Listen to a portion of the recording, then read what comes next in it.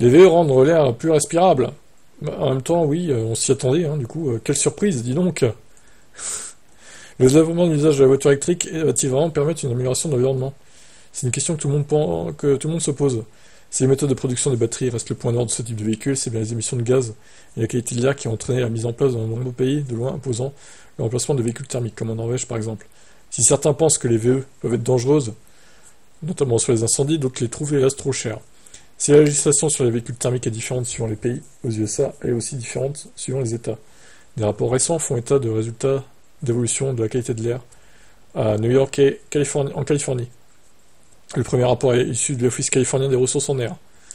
Il fait le point sur l'évolution de la qualité de l'air depuis les années 2000. Résultat, une diminution significative de 20% des gaz à effet de serre de 2000 à 2022, alors que la croissance économique de la zone n'a cessé d'augmenter.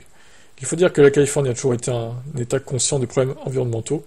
On peut par exemple noter la mise en place dès 1990 d'une loi de zéro émission pour les véhicules destinés aux fabricants automobiles. Dès 1990, putain, c'est fou. En 2004, l'État a même mis en place une loi concernant les émissions de gaz à effet de serre, tous secteurs confondus. Les réductions de gaz à effet de serre viennent essentiellement des transports et de la popularisation des VE. À New York, constat identique. Pas de régulation générale, mais une volonté provenant de la commission des taxis.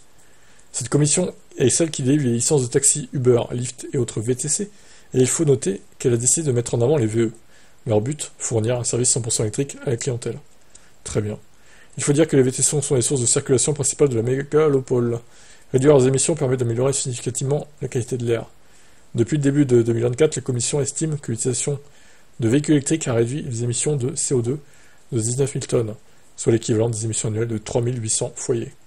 Ce qui est étonnant avec ce système, c'est que lorsque la Commission a ouvert plus de licences au VE, le nombre de bornes de recharge en ville n'était pas suffisant pour les utilisateurs. Ça n'a pas empêché le nombre de licences de flamber.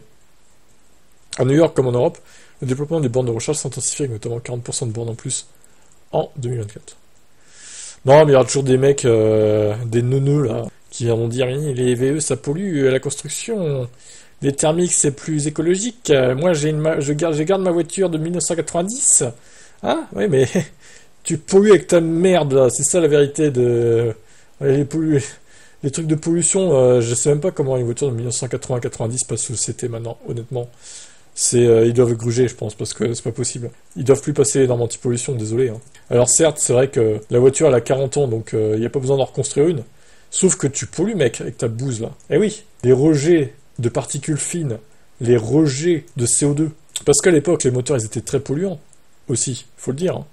Alors arrêtez de vous la ramener. Les VE, c'est clairement la solution qu'il faut à l'avenir pour les grandes villes, pour améliorer la qualité de l'air, c'est tout, point barre. Et venez pas me dire avec vos pneus, parce que les VE sont plus lourds, donc les particules de pneus, non mais arrêtez votre délire, hein, sérieusement. N'importe quoi. Hein. C'est une partie infime de la pollution, les particules des pneus, faut arrêter. C'est les gaz d'échappement le problème, clairement.